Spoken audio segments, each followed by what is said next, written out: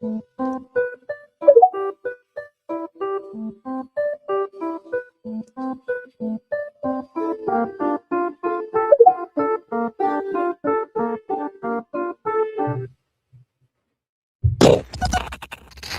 the Do Not Scratch Your Eyes post-match phone-in on X or Twitter or whatever it's called these days.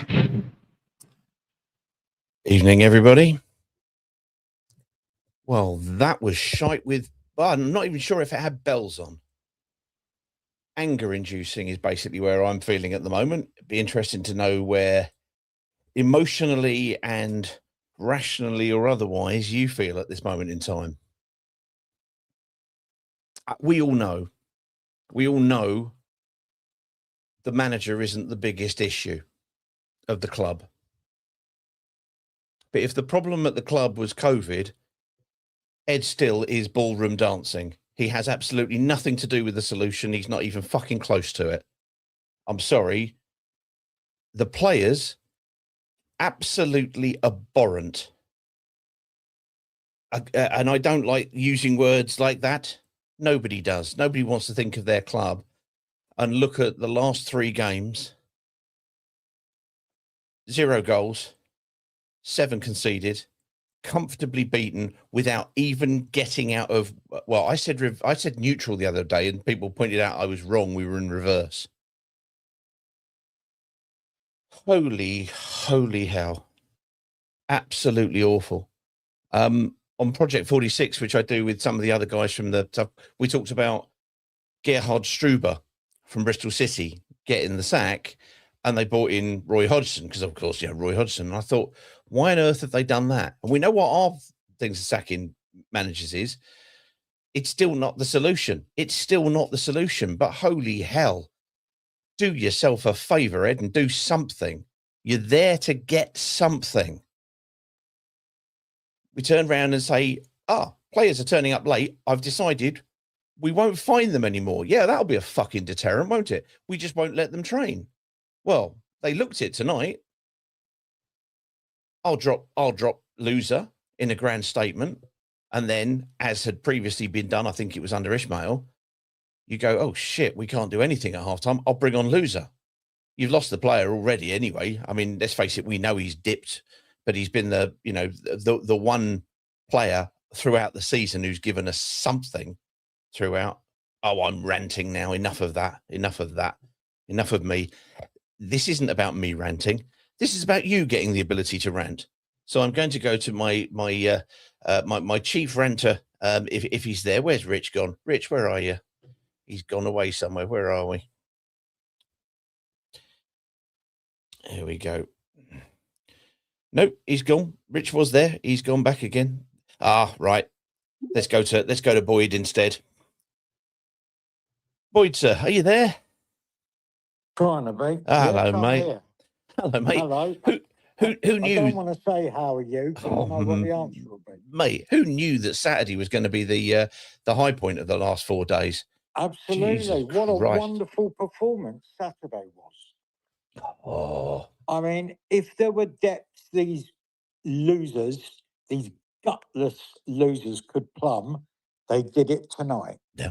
They don't want to play. Yes, as I've said before, I despise our ownership. They weren't on the pitch tonight. No. They weren't the ones hitting passes. I mean, one of Pollock's passes, even the commentator laughed. I mean, I've never in all my life seen passes. We didn't win a 50-50. We didn't win but they don't want to know. They're not interested. Yes, you must blame the manager without any question, because he clearly can't produce anything out of them, whatever he does. Mm. One thing I noticed, Pete. Yeah. Was there a problem with travel? Because it looked like we only had 100 fans there. Well, first of all, as we do often, but I think especially today, because we know how midweek you'll see games, kind of porously attended. There'll be lots of gaps in there. Yes. Well, fair play to West Brom. They dropped their prices and got a few in from the home ground, so fair play to them. I think it was about 400 to 500 was what I'd seen, but I'd also seen a number of people turn around and say that, you know, they were offering their tickets out because, you know, it felt like that. The guys who went, and we saw people at the end, and some were remonstrating, and yes, some were clapping. Get over it. Get over it. If people want to go there and support the club and clap, get over yourselves, right? They're allowed to do what they want. You're allowed to say whatever you want to. Okay. But the majority of them were remonstrating with the players at the front, and some of the players had stayed out to take it. All right. Yeah. But they're not going to get credit for that from me, because that's even below the least that they should have done. They should have turned up during the game. Some of them were standing there. I didn't like the attitude.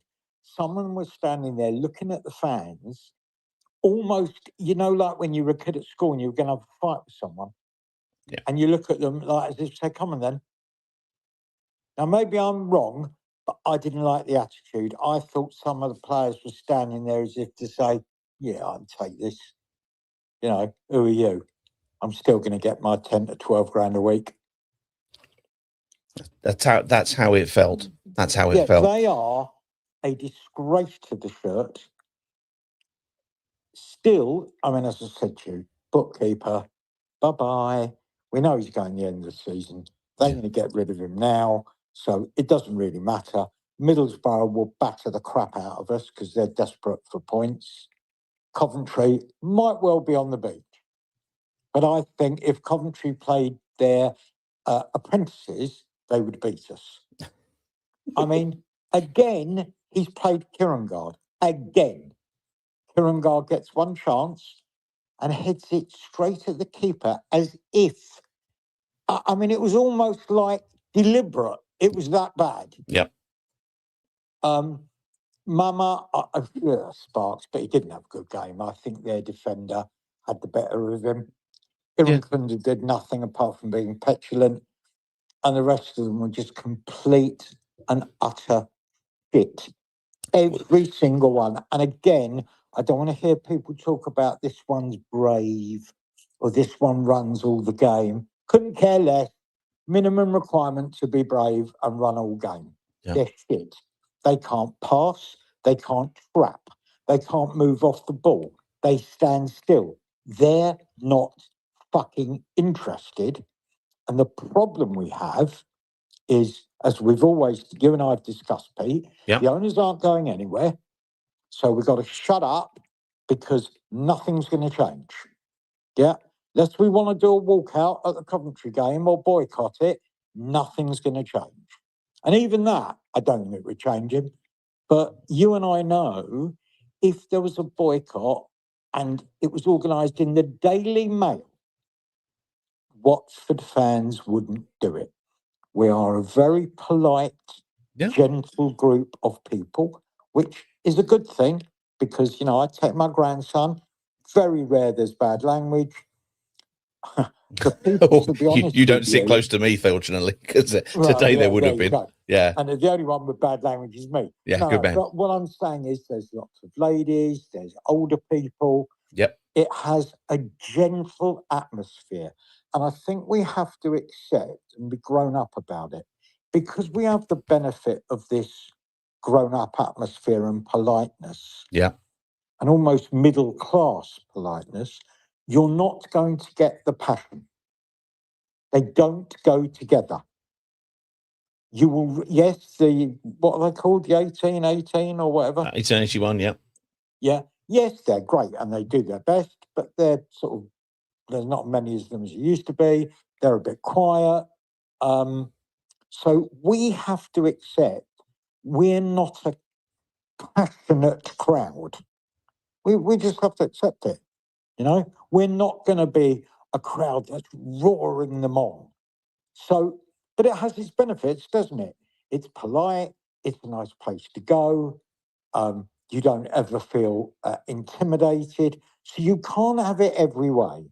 So, you know, when people say, let's protest and let's this, it won't happen. You might have 100 people turn up. So let's forget that. Let's accept we have an owner who doesn't, well, he probably does give a shit because of all the money involved, but he doesn't know what he's doing. Club's run by Moggy. And nothing is going to change because they will hire another manager, God knows who. They told us how talented this squad are. Mm. Let's be honest here. Are they really talented? How many players are talented? Irakunda and Mama have enormous potential. Yeah. Yeah, enormous potential. I wouldn't call them talented now. Loser's talented. Bar, isn't it interesting? All these people phone you and go online. Why isn't Bar in the side? Well, hang on. There's 4 managers haven't picked him.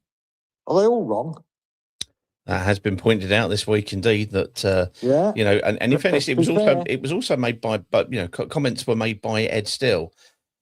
Now, Oh, of course, well, yeah, when you come in, and obviously you haven't had, and this is a conversation I had with, I can't remember how many people and where, was the fact that the moment any manager, this isn't just on Ed, any manager comes in, it's like a honeymoon period. You haven't pissed anybody off yet. You haven't not selected somebody yet. You haven't substituted somebody yet. You haven't kind of, you know, told them, yeah, I know you really want to play there, but, you know, I know you say you're a forward, but you're sort of left-sided. You can go left back. You haven't had any of those moments yet. And he seems to, as the duration has stretched, and this was his 13th game, unlucky for us. He just doesn't seem to be having anybody going with him. Now, that fundamentally has to, first of all, in part, at the very least, come down to culture. Because and there'll be people who'll go, oh, we let Petzolano go too early, or some people will say, oh, well, it was all Javi's fault. It's not. Look, we know where the common denominator lies. It lies with the owner, right? And people will have their opinion about what to do. And you know, look, if they want to come on and say it here, they're welcome, right? It's it's a debating point. It's an opportunity, and you know, everybody gathers around the hearth and we hear about it. But the job that Ed Still took on, he took on at the very end of the transfer window. He was never going to be working with a bigger squad than he's got, and he's not actually done anything for me. We were watching that game. We were watching that game, and not for the first time, my son turns to me and says, "We've got absolutely no game plan. Everything is played off of, I'll get it, and then I'll try and kick it over there, and then I'll try and get it and kick it over there." For long periods in the early part of the first half, before we went second half, before we went a third goal down, we were keeping the ball at the back and just pushing it around again. There was no plan. There was no kind of idea about, right, what are we going to do? It's really simple, right? I know, sorry, I've been in enough dressing rooms, and I know a lot of you will have done as well, at whatever level you've operated at. You're 2-0 down. The first thing you do at half time is go, we fucking go for this, belt and braces. We get in their faces. We put the ball in the mixer. We get in on the end of it. What did we do? Absolutely fucking nothing. I'm livid with that performance. I spoke to you about 6 weeks ago, and I said to you, Pete, what is our style? What is our style of play? What are we? Yeah. And you said to me, I don't know. We haven't got one. No. Well, we still haven't got one. I mean, most teams have a style, don't they? Whether it's good, bad, or indifferent, they have a style. Arsenal have a style. Man City certainly have a style. Yeah. We, nothing. Couldn't tell you. I mean, how many times did a pass go out for a throw on to the opposing side? I believe a lot of people on this pod are not going to like this. Go on. I believe one of the biggest problems we have is that Pollock can't pass the ball. So because he can't pass, we can't play through the lines. And he's our sort of leader at the back. And let's be fair, whether you rate him or you don't rate him, everybody surely agrees he can't pass the ball.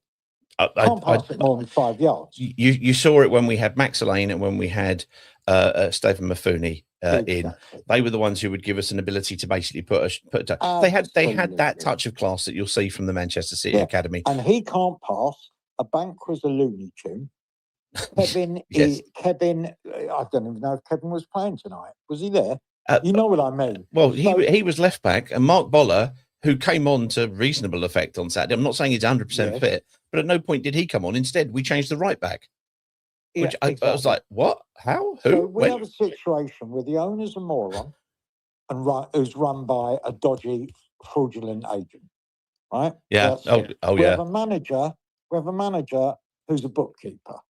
Yeah, all he's ever done is analysis for people and looked at a computer. And he's a loser in his management career. We have players could not give two fucks. Losers, and don't get me wrong, he was brilliant at the beginning of the season. Yes, he was. Best player in the championship. Would you agree with me the last 6-7 weeks switched off? Oh, he's fallen away, undoubtedly. I think partly, certainly the initial bits of this, his fall away, I think frankly was going to be fatigue, because I don't think he could operate at that level. Yeah, but no, he's clearly fallen off, and I presume him being dropped today was a reflection of that, or was but in part was it a public declaration of it's not him, it's me? I mean, I'm the boss. Well, yeah, as somebody, and I will come to it again because it's brilliant on Twitter. Just said, I think I blame Ollie Robbins. I mean, that's the quality of stuff we want here, everybody. That's very good. Both political and yet neutral. I liked it very much indeed. Boyd, mate, let's chat on Saturday, because we've got loads of people wanting to come on. But lovely, as always, getting us off to a barnstorming start. Thank you very much indeed. Thank you for having me on again. Always, mate. Always welcome. There's Boyd. Right, let's get to Uncle, because he'll be sitting somewhere in a cupboard in Florida, evading his children or some such, in order to come on and talk to us. Ron, how you feeling? Tell us how you are. Are you there, Ron? I am here. I am. There you are. Yes, they found him. You were right with your initial assessment. He's in a cupboard, everybody. You have a look for it. It's not here. Sorry, Peter. Peter. Yes. Oh, God. Rupert, what do you want to tell us? Well, I think as wretched as these players are, I find it outrageous that they are the only ones who have to face the fans, whilst our cowardly, despicable owner Pozzo and his henchman Duxbury hide away. So as bad as these players are, at least they're there at the end facing the fans. And, it's mentioned there were some unpleasant looks perhaps from the players to the fans, but at least they're there. And our owner hides away, and Duxbury hides away. And I cannot agree with what Boyd said about there's nothing we can do. I've advocated this for years now, and there is nothing to stop people chanting, "We want Pozzo out." And we saw the last game, there was a couple of chants of Duxbury's a wanker, I believe, and there was a clip. And he made some sort of gesture in return, and it didn't look like the wanker gesture. It looked like a kind of an Alan Partridge hands up going, "What, me?" You're right. You can't be talking about me. But they do hear it, and that was very few people. And we do know, and people listening here do know, that whilst Pozzo doesn't care that much, Duxbury is desperate to protect him from hearing that, and Duxbury does not like to hear any criticism. No, and there's nothing that wealthy people do not like being mocked and belittled, right? And to say there's nothing you can do, why did the Blackpool fans protest? Why did Sheffield Wednesday fans protest? Why didn't the Coventry fans just give up when they were at Northampton? Why didn't they give up and just... Oh, we've gone. Ron, move slightly further out of the cupboard. I know childcare might get in the way. No, he's gone. He's gone. Yeah. Try again, Ron, and we'll bring you back in, Rupert. Rupert, Ron, whichever.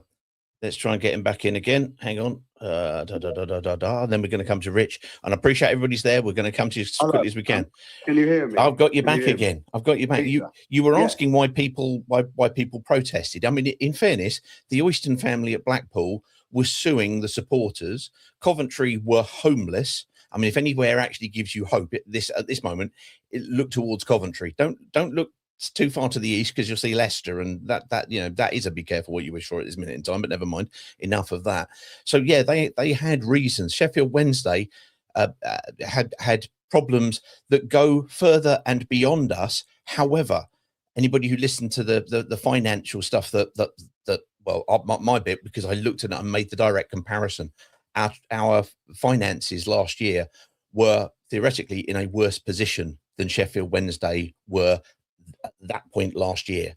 And therefore it was like, well, you know, you need to make sure that you're taking this on board and making sure that that's not anywhere close in terms of the proximity to that kind of catastrophe. Now, I don't think it is, but we don't know. Anyway, back to your point, which is actually the top of the table, the top of the club should be there, basically hearing it directly from supporters. Why is Kevin on the pitch? No, it's because I think why is Kevin is the question. I agree. Well, he's here for 4 years, Peter. He's not just passing through. He's got a 4-year contract. People might not be aware of this. Jeremy Petris has a 4-year contract. I'm almost certain that Kayembe has signed an extension, and they've inverted commas forgot to tell us. There's no way he'd be playing at this stage every week if he'd refused to sign a new deal. Koklidze has a 5-year deal at Udinese. So because of the owner, there is zero jeopardy for these players. So it doesn't matter to them. I don't disagree with you. I don't disagree with you, but of course you've got to look into what is the strategy behind giving them a 5-year contract. The theory is you're going to have them and you've got enough contract in line in order to make sure that the transfer fee you're going to get is lucrative, because if you've only got 1 year left, then you can only command such a fee. The problem is, and I completely get where you are, but the flip side is you've got to have things in place around that technical department that actually, one, makes the player want to be with you, even though he's going to be aspirational and move on. Secondly, that he can show his best. Third, within a collective that he's doing well within the actual season, because you can see how quickly devaluing all of these prime assets that we've got are, because they're going, well, I'm not going up. I'm just going to try and not get injured. So I agree with you wholeheartedly. Peter, Petris is not an asset. There's no way anyone signs him and thinks he's going to be a superstar. There are people listening who remember the likes of Roger. You'll remember Roger Willis, Ken Charlery. Yep. Dreadful players like that. But they got a 2-year deal, perhaps 3 at the very most. And then they ended up nowhere afterwards. That was it for them. That was it for Roger Willis and Ken Charlery. It's a rotten football club. It's so rotten. It's completely different to what I grew up with, and I cannot stomach it. I cannot stomach it. Maybe I'm the only one who cannot stomach it. I don't think you're the only one, but in fairness, you're not in the ground. You've not been in the ground for many years, and therefore you have a slightly detached perspective from certain things. Other people go along to the game, and it's more than just the 90 minutes. I'm not saying that you're not right about the 90 minutes or how everybody should feel about the 90 minutes, but it's something else. And the perspective of the people in the ground on Saturday, I would say, was one of almost emotional exhaustion, right? It was almost of apathy. I think what you could hear in the silence was the sound of season tickets not being renewed, genuinely, because I think apathy is the most dangerous thing for a football club. Anger and passion is something that actually a club can kind of do something about. They can actually foster something with that. But apathy, people today going, you know, I'm not going to go to West Brom this afternoon, and so much credit to everybody who got up there, and if you applauded or if you gave them brickbats, whatever you felt, brilliant. You were there trying to support the club, and thank you so much for doing it. However, the apathy that is really starting to pervade into the supporter base is what is now going to be there. People are voting with their feet, and whilst I get your point about, you know, no, Duxbury doesn't want to be publicly embarrassed. Gino isn't there all the time, but he was there, you know, sitting with all his friends in a row of empty people.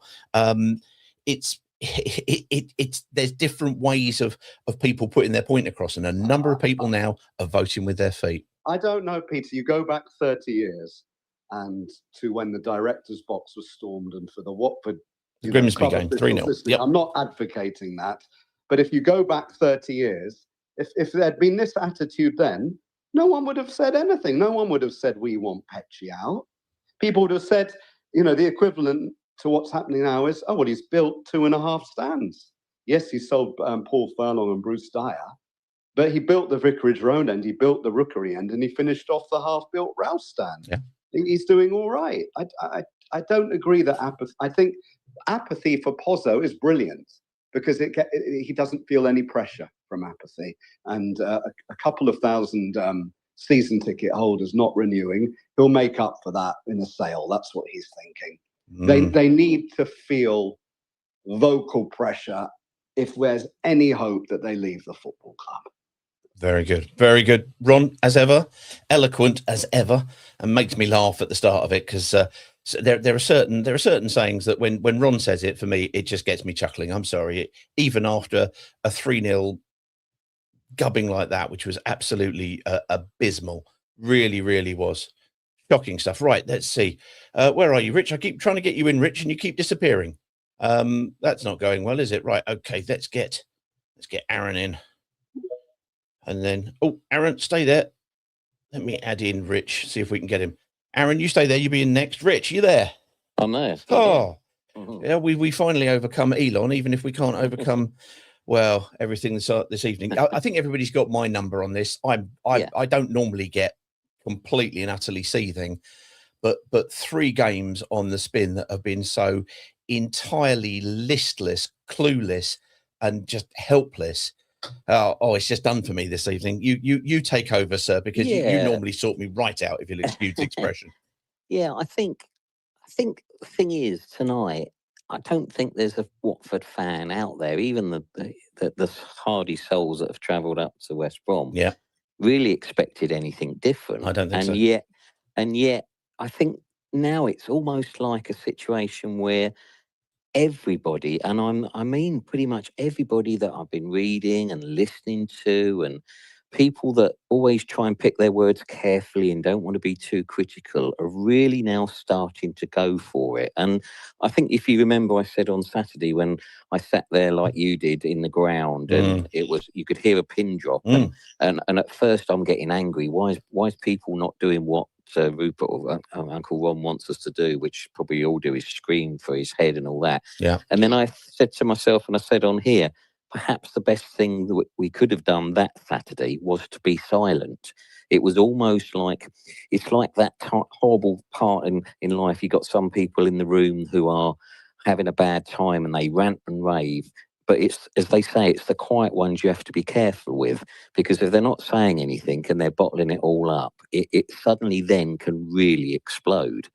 And who knows, maybe Coventry might be the game. I don't know. Coventry have won the championship tonight, I believe. So they're getting the trophy in front of their own fans. They're going to come down for a party in 2 weeks' time. And the Watford fans have got to turn up, and Coventry, whatever team they decide to put out, are going to be nice and relaxed and play some nice football and probably get a hatful. So are the Watford public going to actually finally turn up? Do you think there's going to be some banners? I don't know. I'm all for joining in if there is. But I think, as you say, apathy is a very dangerous thing for a football club. And as Roop says, Pozzo may not care, but there is one man that really will. And maybe he's the man they need to turn on. And that is the chairman and CEO of the football club, who earns just shy of £500,000 this season. It's been upwards of £1 million for many seasons. Yeah. Who's oversaw this last 12.5 years or whatever it is, and particularly the last 7 years of absolute disgraceful carnage. And he is also responsible, with the communications team run by a certain Affleck fella, who have a communications team that is abysmal, is a shambles, who cannot read the room and have no idea of what is going on. So, we can talk about tonight's game, and we can all sit here and I watched the game, and I watched the game from a perspective was, I knew my team weren't going to win today, so I was watching individuals and I was looking at players, and I wanted to see really were they really not playing for the manager. And I saw it, several players, I saw it, particularly like Barr, bless his heart. You know, he had a ball a couple of times in front of him, and a few months ago when he was able to, he'd be explosive and run. He didn't give a monkey pass the ball inside. He didn't want the ball. He didn't want to play for that manager. You've got a clown on the side of the pitch. I mean, I never thought I'd say this, and I've said it tonight via in writing. I never thought I would see a worse Pozzo appointment than Hodgson, and I think I have. This bloke is absolutely clueless. He is a total and utter loser. His record says it. It doesn't have to be me being personal. It is a fact. This guy is a glorified analyst who somehow won a lottery from a disgraced agent who's lingering around our club like a bad smell, has rung him up and said, "Do you fancy the Watford gig for a few months?" And he said, "Thank you." He said, "Thank you very much. All my Christmases have come at once. I'll get a nice payoff." And the poor players, and I'm going to say that not often, but the poor players have now gone through 4 different coaches. They've gone through almost 4 different pre-seasons. And you wonder why the players at the end of today, you know, and they look around and they think, I haven't got a clue what I'm meant to be doing. How many formation changes happened in that game tonight alone? You know, we could analyse the game until we're blue in the face. These players have to go into work. They're not Watford supporters like us. Not most of them aren't. In fact, I doubt any. In fact, somebody just posted something a few minutes ago where, do you know, there was not one player from the same nationality in the whole 11 tonight. You know, every single player was from a different nationality. Now, that don't mean necessarily a great deal, but it shows you where we are. Where is that boot room? You know, where is that dressing room that can grab things that we've talked about in the past, the Deanies, the Cleverleys, the Troost-de-Cons, and so on and so on, that when things got tough, they ripped the dressing room walls down and sorted out. That's not happening in that dressing room. I mean, you know, Matty Pollock got the captaincy, the token captaincy tonight, you know, and I'm sure Matty does his best, but, you know, he's a limited football player. And, you know, and there's other players there. There's Kevin, who's playing left back and has not got a left foot.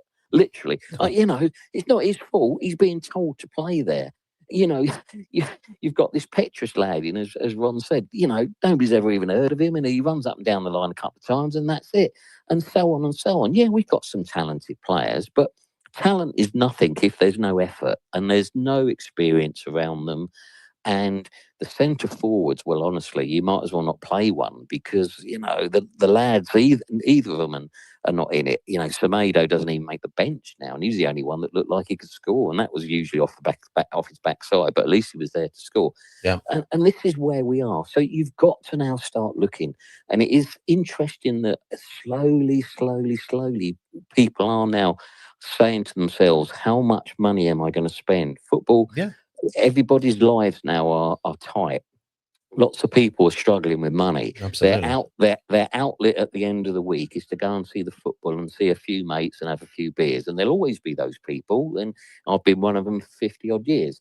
And that is, you know, the way it goes. And some people have a few pennies that they can do that. But lots of people can't now. And these people, when they can go, your best part of 60, 70 quid every game, wherever you go, couple of beers, car parking, a bit of travel. That's what it's costing to go to football. That's without your match day ticket. So when people say our match day season ticket isn't bad value, it isn't on the face of it, but you can still add on 50, 60 quid. I mean, I'm spending that, and I live up the road, and all I'm doing is driving in, parking, a bit of food, and, you know, I'm doing 50, 60 quid easily every game I go to without my season ticket. You know, and okay, I'm at a stage of life where I can afford it, but there's lots of people that can't. So if you're Duxbury in that room up there, and you're thinking, what, you know, my remit is to make this stadium full and to develop it and make it bigger. I mean, he can't fill 10,000, you know, seats on a match day, and this is where we are, and it's only us probably that can change it now in one view or another, with the help of media people, key people that have a voice that can be heard, that need to now stand up and be heard. We need the local newspaper to be writing the articles that hit hard, not paying lip service. We need, the commentators. We need the radio company and places like this, the various podcasts and groups that can have a say, is the only way that any form of change can happen, because our football club is dying on its feet. We're very lucky, we've somehow, we've got 57 points, I think it is, and we're going to stay in this league. When Ed Still came in, we were 4 points off the playoffs. I think it's 13 away from them now, miles away, million miles away, and thank God. But probably for Javi Gracia, we stayed in this league this year, because he got 4, 5, 6 wins that got us enough points ultimately to keep us in this division. God knows what's going to happen next season. If the likes of teams like Leicester can go down, which they've done tonight, that tells you everything you need to know, that wake up and at your peril, or you are dying. And I know some have come on here and said getting relegated and going into administration is the way forward. Although I have sympathy for that argument, the likes of Watford, it probably doesn't help them. It probably doesn't reburn them, because we're not big enough as a fan base and as a club to probably survive that type of thing. I don't have the answers, but it's very sad, and you just feel numb, because none of us are that particularly bothered tonight. When it gets to 3-0, you're almost saying, well, go to 5-0. I mean, we've played a West Brom team that, with the greatest respect, are so average, it's frightening. They've had a nice little run, and good luck to them. They've got their Tom Cleverley in charge. Absolutely. And they've let their Tom Cleverley do the job, and he's doing the job. And they're playing for him. The crowd turned up, and we have now got we have no identity, and we have this guy in charge. And it's no good saying it's not Ed Still's fault, because part of it is his fault. And it's not all his fault by any stretch of imagination. We all know the main fault lies in the place it has for the last 7 years. But Ed Still is a disaster, an absolute disaster of a manager. There is nothing about him that gives you any confidence. And the players are not stupid. That they don't want to play for him. Whatever the ill discipline and all this about him coming in late for training and all this sort of stuff, I don't care who you are. If you're in charge and that's happening, you bloody well sort it out, or you just give up and move away, and you do the honourable thing, like the only person that's ever done at Watford Football Club under this Pozzo regime is when Javi Gracia resigned. He's the only person that's got any honour about him, because he was prepared to say, I'm not putting up with this, my reputation's better than this, and fair play to him. And Chris Wilder did a sort of a thing, because he knew he wasn't coming back anyway after his 11 games, and he threw, and that was 3 years ago, and every word he said 3 years ago is still relevant today. Very true. And that's where we are, and it's incredibly sad. And all I say to every Watford fan that's either listening to this or reading things or whatever, have a little bit of a look in the mirror yourself, and decide what you want to do. It's not for me to tell you. I can only give my own opinion. I experienced it Saturday, where a couple of fans told us that one or two that were moaning, stop moaning. We wouldn't have a football club but for Pozzo. As I say, they are out there. People, those fans, they are out there. That's their prerogative. I can't sit there and tell them any differently. I can't tell them that we're in a lower position than we were when they took over, that we are multiple millions more in debt than when they took over, because all they see is a nice football pitch and us being in mid-table. But we're not even in the top 30 football clubs now, and haven't been for the last several years, that even Duxbury, with his wonderful cliches that he comes out with of best of the rest and hell or high water, and we will be a top 30 club, and that is great. We're none of them, and that's where we are. So it's up to you fans to decide what you want to do. I know what I will do, and I'll hang in there a little bit longer, and see where it goes, and keep trying to support the players that are on the pitch where I can. I've lost my daughter this from season tickets this year, so I'll be going on my own and just spending a time with a few that sit around that are still left, and there ain't many of them. A lot of them have given up. Thankfully, I've got you guys to have a beer with before the game, and that gives me my Saturday. But it's a sad situation, as a certain chairman said, and that wasn't intentional. That just came out. It doesn't matter. Doesn't I matter. do like that, John. If you go quoting Elton, what can you expect? But a round of applause there. Well, that's it, and that's really perhaps where we end it. It's that's fair enough. Graham Taylor, Elton John, and Swanson. They built our football club to what it is today, to a community club where the fans all got together, and that's what made us strong. Gino Pozzo and Scott Duxbury have absolutely destroyed that. Are we going to let them completely kill us? That's my question. Have a good evening, Pete. There's Rich, everybody, for all you Rich WFC 2 fans. First of all, HJ, Aaron, I'm coming to you, sir, right? So just be ready to come back. Ken Charlery, he said, HJ 2025 said, Ken Charlery is a very strange example. Mike, he was a decent goal scorer and went on to score plenty more goals for other teams. He went to Birmingham and didn't really do that well, but you go to Peterborough, there'll be a statue of him there very soon. I can tell you that much for certain. But Roger Willis, on with Rupert all the way, on the money. What a shite house he was. Rubbish. And I also wanted to go to this, which Sean _ WFC put on YouTube. He said, do you think all of Millwall's defenders are great passing out of the back? They're second. Plenty of different ways to win games. You're absolutely right. I think the query with that is, why are we trying to play it out of the back when we haven't got those players? And the answer is because when we've tried to play it, ironically, especially against Millwall, when they pressed us up high, we kind of leathered the ball to Kieramgard and he couldn't hold it up and it all came back at us. I agree with you wholeheartedly there, Sean. I think you're right. There are many ways to do it. And I think the persistence of, right, what we're going to do is we're going to keep this ball at the back and we're not going to launch it in, and we're not going to, because we don't have forwards that are really fit for purpose for getting the ball forward quickly, doing all of the things. Because don't forget what we got told from Ed Still himself. We were going to be aggressively pressing. We didn't press anywhere tonight. We were absolutely lamentable without the ball. We just kept dropping and dropping and dropping. Nobody went and put pressure on the ball. It's not what Kieramgard does. Not the only one I've seen particularly do it to any degree is probably Mamadou Doumbia a bit, but then actually Vivaldo, when he comes on, we'll try and do it, but he's only on for a few minutes, as he's got all the legs. Then it was going to be, we were going to be compact in defense. We were going to be aggressive and we were going to be quick on transitions. Didn't see that. Aaron, sir, how you doing? Aaron, hit your mic button. Are you there with us? There you go. Yeah, I'm just sorry. I've just got onto the M6. Oh, look, so if there's any background noise and the audio is bad, I apologise. No, it's really not bad. Bearing in mind you're travelling, this is all good. So come on, sir. You've been there. Tell us about your evening. How you feel at the moment? Yeah. I've been listening so far, and obviously hearing you say that word apathy, and I think I can't relate to anything more right now. And I went to this game. I travelled straight from work, and I kind of knew what I was in for.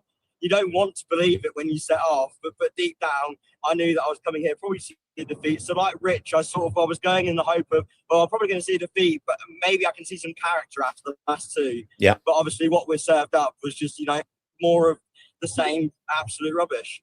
There's no heart, there's no effort, and even those better players that we've been seeing, even the likes of Marma, I thought today, just didn't really look like they were in it, and that they were defeated from the minute they left the tunnel. Yeah, they certainly looked it. There was absolutely no game plan. There was no rhythm. There didn't seem to be any game plan at all. And if there was a game plan in the first half, that was immediately ripped up by the reintroduction of Imran Louza.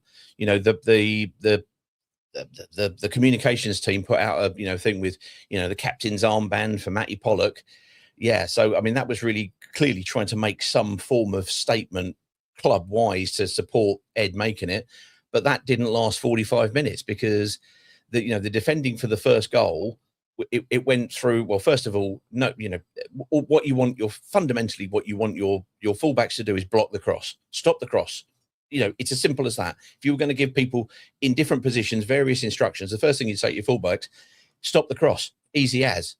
And then it skipped over, or rather, he almost skipped over it, James Abankwa, as it came across. It was behind Pollock, and Petris was nowhere near it, and it got finished in, easily. And then the old friend set piece comes in, and the ball is put in, and how Selvik is on his line when the ball is about 7 inches from the goal line is beyond me. I mean, that was right in front of the away end there. How was everybody reacting to those two first half goals? Yeah, I mean, as you could expect, there were people walking down to the after the first one. Even more went after the second, and that's the thing. I think that is what has been so damning, especially Saturday, and then more today. Even though obviously there's less of us sort of see it happen. Yeah, it's just the lack of reaction. People just aren't even bothered to even be angry, and that is when you know you're in trouble, because people. Like you said, passion is one thing. You can do something with passion and anger. Yeah. You can't do anything with apathy. There's no reaction. I mean, even at the end of the game, there was a bit of a mix again of boos and claps. And obviously, I can't tell anyone on here, oh, don't clap, because, it's your choice how you support, especially if you paid the money to come. But I mean, I personally just cannot see the point in, reinforcing what ultimately an egregious lack of effort. So I mean, I can't say I clapped, but I did stay to make sure that my feelings were known, and I'll continue to do that when I do go. But yeah, I think from tonight's standpoint, it was just a continuation, and we are literally in free fall. We're very lucky that we've accumulated points previously in the season, because if not, we'd probably be right down there fighting with Oxford and West Brom and Charlton. Yeah, absolutely. We would be. An interesting question here. ADTV Vlogs, I like that. Good name. He says, are people voting with their feet though, Pete? Do we know that for sure in terms of factual numbers? Let's just take an anecdotal thing. So wherever you're sitting, Aaron, are you seeing more empty seats around you? I saw so many empty seats in and around on Saturday, and it was a Saturday 3 p.m. game. Normally you will get a number of people there. I know for a fact that two evening games we've had where we've read out the actual attendance record of being over 16,000, it has been below 10,000. That is people voting with their feet, as far as I'm concerned. Do you see that? Yeah, absolutely. I mean, this has been this season probably the game I've been to the least games. I live in the Midlands, so tonight's one isn't too bad a drive for me. I live in the East Midlands, so it's only about an hour. But as for home games, the midweek already. But beforehand, when there was a team to watch, I was going. This year, I've been to maybe 2 midweek games.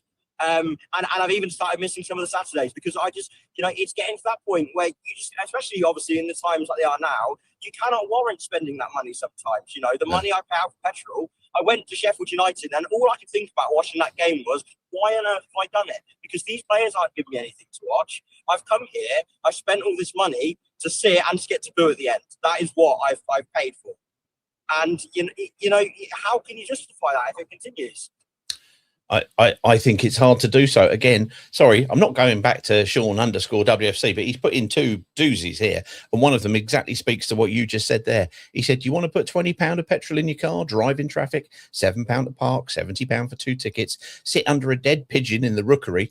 We need to discuss this dead pigeon in the Rookery, obviously, and watch players not give a shit. More empty seats to come. If this is, I don't think, correct me if I'm wrong, because we had Rupert on earlier on, Uncle Ron, and as he said, yeah, we're very placid, I have the feeling, but what I feel is right isn't necessarily what everybody else feels is right. Watford fans will take an awful lot, but what you do want to see is you want to see that discretionary effort from players. You want to see it all laid out there on the pitch. If we lose to a better team, I don't care. I genuinely don't care. I'm not bothered about Premier League and all of that sort of nonsense. I just don't. But I want to turn up and feel that those players who are wearing, as far as I'm concerned, my badge, your badge, our badge, are going to run for it. They're going to do everything they can. And we may have, and apologies, we may have some talented players, but you need the rest of the stuff. You need the foundation levels that underpin talent and potential. And we have none of that. We have none of the effort. We have none of the work rate. We have none of the preparedness to go one-on-one with our immediate opponent and get the better of him in as many duels throughout 90 minutes as we can, so that my talent can come out and be decisive and be seen. We've just got none of that. And if that's missing from a Watford crowd, I really do think there is an element of discontentment. Add in that and the disorganisation of, I don't know, 15 managers in what is it, 4 years now? I lose count. It's just hopeless. Aaron, I've had a rant. What would you like to say on that? No, absolutely. I couldn't agree more. And with that, it's like that big word culture that gets mentioned all the time. And yeah. you know, the culture at this football club is stale. It is rotten. We have been doing things, you know, the higher ups have been doing things the same way for a long time. And obviously, like, you know, some fans like to remind us of a lot of the time, at the beginning, it worked. We went up, we stayed a long time in the Premier League, for better or worse. And then when it went wrong, there's just been, you know, that complete reluctance to change. And all right, maybe we'll change a little bit. Maybe we'll bring in a couple of star players. Maybe we'll try a different approach from the head coach. But there's never a willingness to actually just go through and align it at every level. I mean, I'm not saying we can turn into one of these clubs overnight, but when you look at like a Brighton or a Brentford, they are a club that are set up where every is their B team up into the first team. The coaches are aligned. They, you know, like they set themselves to play a certain way. They look for certain players that play a certain way. There is total alignment from every single profession that works in that football club, and even the higher ups. They have a goal and they stick to it. In this club, what we do is we recruit not for any style of play, not for any team idea or even manager, because obviously they don't get time to stay and do any of that. We recruit just to make money. And of course, it will make money, it will keep the club afloat, but it is never going to get us anywhere, and it is never going to give us an enjoyable product to watch. Sir, I can do nothing but applaud. I just agree with you completely. Aaron, sir, have a safe journey back. Thank you very much for calling. Do give us a shout after what will be known as the Middlesbrough fiasco and the Coventry debacle, no doubt, when we get to see you and have a chat. Let's get to Adam. Sorry to keep everybody waiting, but obviously, you know, people are waiting to get on. Adam, sir, hit your mic button at the bottom left of the screen, and there you go. How are you doing, sir? Good, you're all good. The first thing I'm going to say is the club posted all over social media about how happy they were about the FA Cup semi-final. Do you know what? Like the FA Cup semi-final, how it was such an amazing day. Do you know what I felt? I felt sadness. That's all I felt was sadness, because we have come from that to this. And I don't even know where to go with this. And I will also say I was the person on Facebook today that suggested that we boycott Coventry, because what I witnessed today was nothing short of a disgrace. And it wasn't just today. It was Oxford. It was QPR. It was, you know, it's a long string. Yeah. Since the Bristol City, where I thought, you know what, the Bristol City, I was in that away end, and I thought, hang on, we've actually won at Ashton Gate. We might be on here. What the hell was I thinking there? Adam, complete the sentence for me. It's the hope that kills every time. Yeah. We all get suckered in, mate. You're not alone. Trust me. You know, he hit that goal. It hit the back of the net, and we were all going, "Oh, if only." Yeah, we were mugs. Never mind. But I genuinely do not think. Well, Ed Still is in my opinion, Ed Still is a crap recruitment, but it's not his fault. He's he's well in above his depth. Sorry. Yeah, he's well below his depth. Oh, absolutely. He's out of his depth completely. I mean, completely out of his depth. But that's not really his fault. It's come from way above that. In my opinion, it's come completely above that. Like we've been talking about the Pozzos, like how wonderful they were for the first 5 years. What the hell have they done? You know.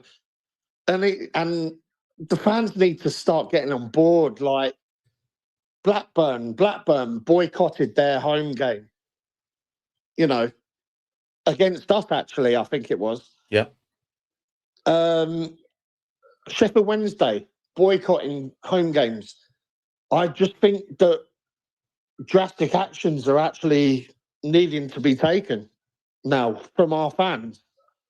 But I unfortunately think that a lot of our fans are, you know, they're not really like, they're happy to sit there and go, yeah, this is Watford. I'm happy to sit here and, you know, be mediocre because I don't know. Yeah. Sorry if I'm speaking out of turn. Mate, no, it's okay. Adam, no, you're not. So just so you know, because I'm not sure if we've spoken before, but lovely to hear from you. No, we haven't. Right? This is the first time I've done this, but Adam, delighted. After watching that, I felt obliged to speak. Trust me, there is no greater statement than it was such a bad game that I thought I had to ring "Do Not Scratch Your Eyes." I mean, it's got you know swings and roundabouts and all that. I've got another massive Watford fan sitting next to me. If you don't mind. Oh, who have we got next to you then? Lee Sims, who's also a listener. Oh, hey Lee, hey, how you doing, Lee? So I'll pass you over. Please do. How am I doing? Hey, best we don't answer that. Yeah, probably not. Let's forget the players. Let's forget the coach. Everything. That's not me defending them or anything. Okay. My biggest concern with everything and my biggest issue with the ownership is the lies. When I've been watching Watford since 1998, when we were crap and when we were going through potential administration stuff, we knew what we were. We knew exactly what we were, and that was fine. There was no lies. There was nothing from above. There was an element of lies about the wellness of the club, but in terms of what the playing staff was, there was no lies. There was no, we could be a top, so we should be doing this. I'd have so much respect if Gino Potts would come out or Scott Duxbury had come out and said, you know what, we're skint, we don't have the money, this is your squad, get behind them. I'd respect that. I'd honestly respect that and thank them for some of the best years that they have given us, because unfortunately that's all getting taken now. My biggest issue is the lies from above. If they just come out and said, look, this is what we have, this is what we've got, deal with it, I'd respect that so much. It's the incessant, complete, compulsive lying from above that they are behind us, that they want to do this, that we can go and do that. It's just absolute, excuse my language, bullshit. Oh, trust me. Well, hang on, Lee. I mean, if you're going to swear here, do it properly, please. In that case, Scott Duxbury's a fucking cunt. There you go. There we are. At the end of the rookery end. The good news is, everybody. That's my biggest problem with it is forget what the playing squad is. Forget however many managers we're gonna have next year, or until I fucking die. The problem I've got is that it's just the lies. Just come out and say, look, we don't have the money. We can't do this anymore. We when we got promoted under Jukanovic and almost as done it, we were in a really lucky time where the gap wasn't that big. And we were get up and do it. And we bought really shrewdly. We did. Stayed up and we did what we went and did. We get to the semi-final. After that FA Cup final, all we had to do was go and buy a defence. And we'd have been all right the next year. And he didn't. He went after vanity signings. And I love Saar, but he went after vanity signings with Saar. That 40 million quid, we could have bought a defence that would have kept us in the league. We are now where we are. That's fine. Just don't lie to us. Just don't lie. Just don't lie. The good news, everybody, is tonight, whilst we have lost 3-0, both Lee and Adam are now up to level on the swearing stakes, which is where we need people to be. After a 3-0, after a 3, no, you can't. You do that. It's cathartic, if nothing else. This is the one thing. This is what drove Adam to despair to ring here. This is what you need. He's got off to go get another pint from the bar. Good man. Glad to hear it. That's what's needed. After what Adam said and what everyone else has done, and I agree with everyone, and it is horrible. Just don't lie to us. Just tell us what we are, and I'll get on board with it. I agree. I agree. If tomorrow came out and said, "Look, I'm skint. I can't afford to put us as a title challenger or a top 6 challenger," I'd respect it. Yeah. But I do think Adam's back now. Adam's back now. Adam's back from the bar. Everybody. I do think that at this point of the season, fans need to boycott the Coventry game, or at least turn up 5 minutes after and not clap the guard of honour, because why should we be clapping the guard? Like let the players do it. Players can do it on their own.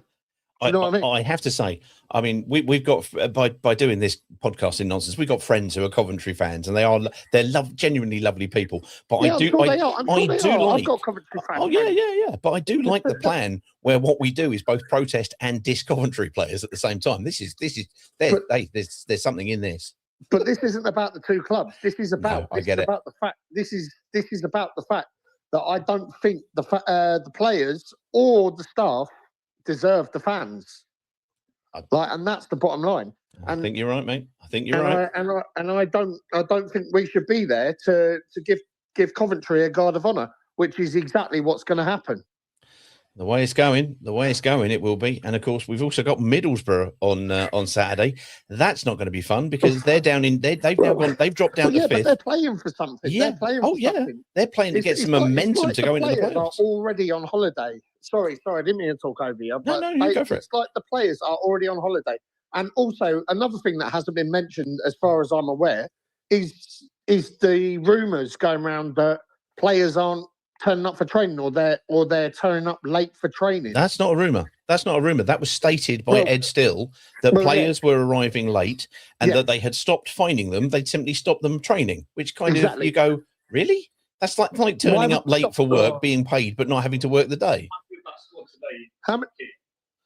Sorry. How many of that squad would you keep? How many? Yeah, actually, that's a really good question. How many of that squad would you keep for next season? Oh, that's one for another day. I can see that both Adam and Lee are doing relays to the bar and back, and you can hear this with the Doppler effect of their voices. Gentlemen, but, two things. One, swearing, excellent start, encouraging. We like to hear that next time. The other thing, relays going to the bar, excellent work. Glad to see it. And thirdly, Adam, never apologise for talking over me, because anybody who's been here knows that all I talk is a load of gumph anyway. So you go right ahead. Can I just say one thing? I'm celebrating redundancy after 15 years today, so that's the reason I'm at the bar. Oh well, voluntary or yes, voluntary from Labrooks and Coral. Well, sir, I hope your next adventure comes soon and is enjoyable, and enjoy hopefully a nest egg, and don't put it on the Cesarewitch, because you know that's a mugs game. You know that. Absolutely, lovely stuff. Yeah, as I say, I just felt I had to put my 2 pence in. Mate, anytime you want to, you go right ahead. Lovely stuff there. Thank you very much, both Lee and Adam there. Lovely. 2 for the price of 1. And I'm not just talking about the beers, although I am mainly, but there we go. Let's get to John Parslow. Then I'm going to be coming to PJ. Then I'm coming to Paul Holly, then to Caden, then to Robert. Right, so where are we going? John, are you there? Hi, Pete. How are you doing? Oh, better than you by the sounds of it. I just got transformed by both Lee and Adam's, well, either their enthusiasm, their plans, but mainly their alcoholic runs to the bar. I thought that was a very fine thing. Yeah. Well, I was going to suggest Adam puts all his redundancy on Watford to get relegated next year, but you probably won't get very good odds, I suspect. But no, I don't think that's. I think that's probably going to be a surefire winner, but nobody wants to win that bet. Go on then, mate. What are your thoughts on everything on your nice new phone? Yes, I've only got 3 things to say. Go on in. But I think that each of them are going to be controversial. So here we go. Glad to hear it. Far away. So the first one is, I actually think, everybody, it might be a very good thing if we do lose the next 2 games without scoring. That will actually make it 5 straight defeats with no goals. And the reason I'm saying that is, this is honestly, in the 49 years I've been watching Watford, probably one of the worst teams I've ever seen. Yeah. And it almost forces the situation. It forces the hand of the question got asked, how much of the squad do you clear out? I mean, they've got to make some serious changes, because we're in big trouble if they don't. Yep. And when I say it's the worst team, I've watched worse players. I've watched Keith Dublin, for God's sake. I've watched Mickey Gwynn play. Well, not play, but just be there. And yes. But most of the team around have had something. They've had desire. They've had youth that's tried. This is just abject. It's just awful. Yep. So now my first control thing is to say, look, if we do lose the next 2 games, and I cannot even see us scoring a goal, and especially because it's Middlesbrough and Coventry, You know, it's going to be the most horrendous run, and you can't sugarcoat it. No, you know, do you know what I mean? So, Okay. so that's the first. Second That's thing? the first thing. Well, the second thing is, Mhm. Peter, I'm sorry for this one, Ooh. but I do think it's time for a new protest.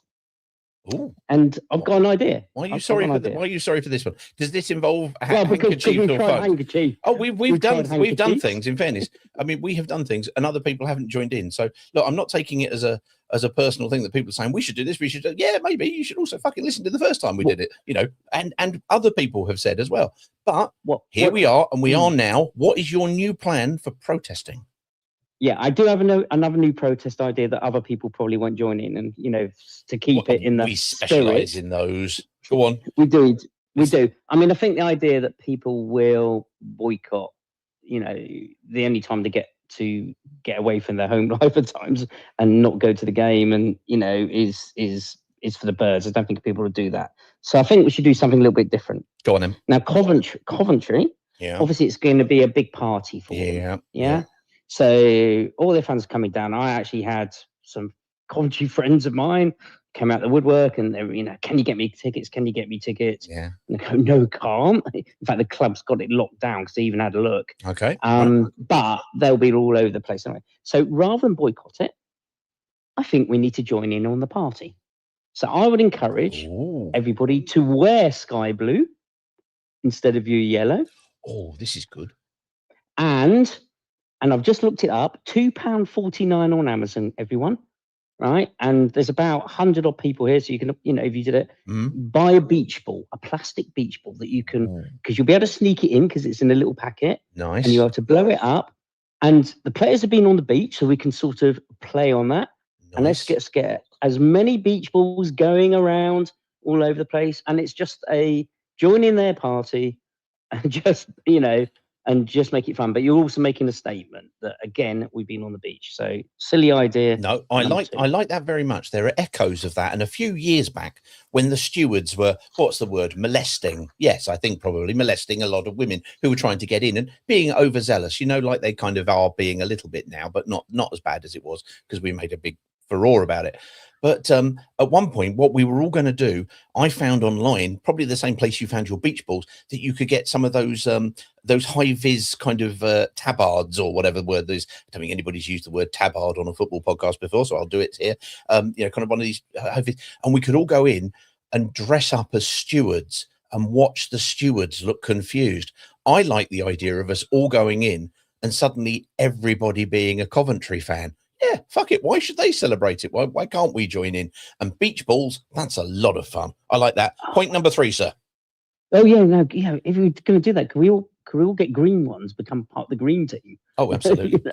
Be the steward of your choice. Go on, then. Number 3. Well, so point number 3, and obviously I'm the same, by the way. You know, Aaron and other people saying it. I'm in a section of the stadium, and Jack Foster sat with us last week. And I'm right in the centre of the rookery, and you know, the people who weren't there were really telling for the last game. You know, that's a 3 o'clock kickoff, so I've often used the excuse of you know, school football commitments, but no, they've just given up for this season. You know, they just can't be bothered anymore. So a lot of people missing. Can't blame them. So we can't pack our fans out for a stadium or a home game.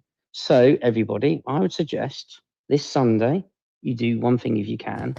You go and pack out the stadium for the women who deserve our support, who've been you know, and I'm going to tell you all this, right? Yeah, I sat with you, Pete. You did indeed. And annoyed you and sung a bit of hot dog, sausage rolls, come on, Watford, give us goals. You didn't know. To make it fun. It was the most enjoyable game I've seen this season. They actually play good football. It's fun, it's engaging. And if you want to get your soul back, everybody, if you want to just feel that there's something about this club somewhere that exists, that I can have faith for the future, maybe there is a brighter future at some point, just honestly, if you've never been before, go try it out. It was fun. It was just more, you know, just made me feel sitting in that stadium and going, do you know what, I'm actually enjoying myself, which I haven't done in a number of games. So yeah, that's my third controversial point. I like all three of your points equally, but I'll be honest with you, one of them I get to play with a beach ball, so that's probably going to get my vote. Lovely stuff, John. Thank you very much indeed, and I agree wholeheartedly. But of course, most people know this. I'm a big advocate for the women's football team. They have got promoted. It's going to be a trophy lift. They may even have the development team who've also won their league. So 2 trophies for the price of 1 would be very nice. If you're a season ticket holder, it's £3.50 to get it in advance. Why not do that? Why not do that? Also, another why not go and have a chat with PJ, because we haven't spoken to PJ for ages. PJ, how you doing?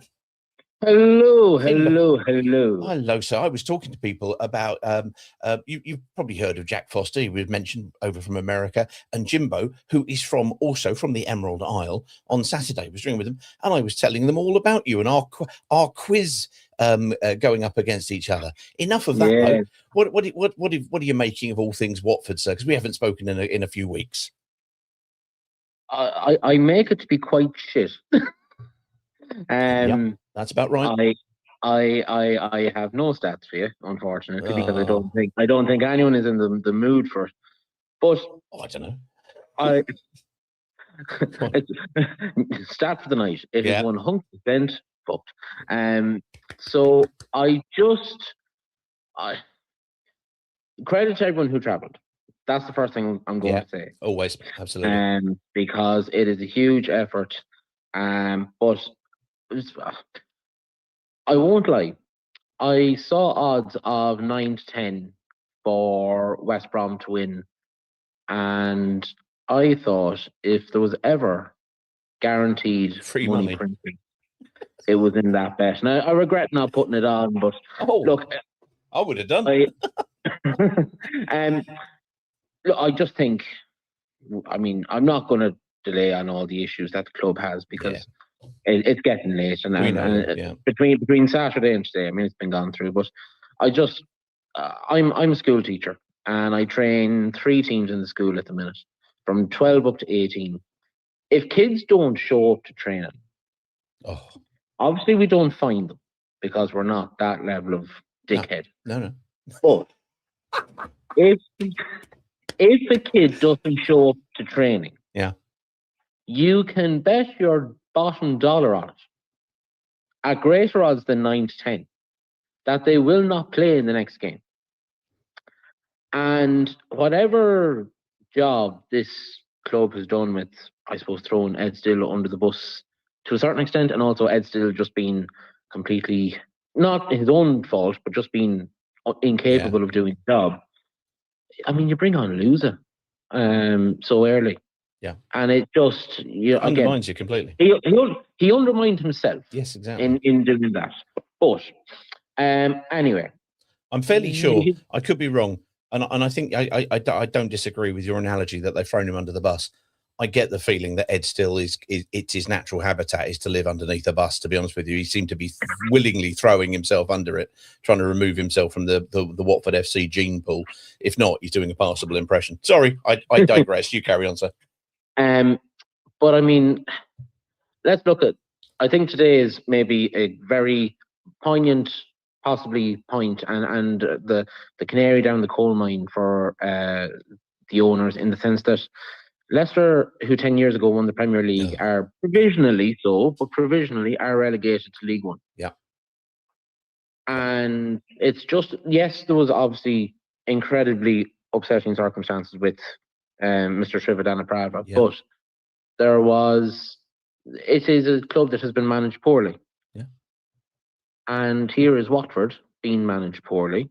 And who is to say that, I mean, if results go the wrong way tomorrow, it will be Watford's lowest league position since April 2010. Now, that's a team who has had multiple visits to the Premier League in that time, and have not capitalised on it. And since we've been on the topic of protests, there's 10 days until that Coventry game. It's the last home game. Yeah. And it is the last chance for fans to make an impression. And I'm not going to say people should skip the game. or people should walk out early because we pay our hard-earned money to go on and, I was going to say enjoy, to go and watch the game. Yeah, you pulled yourself up there. That was a stretch for a moment, wasn't it? Yeah, go on. We pay our hard-earned money to go and watch these games, to watch 16 players who don't give a fuck about what happens, because they know they're getting paid either way. Yeah. I could never ask anyone to walk out of that or to not go or whatever. But, and I'm slightly preaching to the choir considering it's the NSYE, but to anyone who does have a problem with the suggestions that are being made, and I see on Twitter there's already a march being organised for the game. Okay. To anyone who says it's pointless doing that, it's pointless bringing in beach balls, it's pointless bringing in high visits, that's fine. If you think it's pointless, that's absolutely fine. We're talking about fans voting with their feet.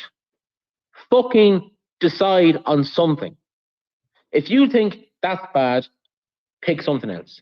If you think, I won't get involved in that one, protest another way. Do not just sit there behind your fucking keyboard and go, they're all pointless ideas. That's stupid. Why would you do that? We're all sitting here for the last 4 years, vehemently saying, Pozzo out. Gino Pozzo is not going to leave the club because you put a strongly worded 140 characters up on Twitter. They're not going to leave the club because you shout on a space. No offense.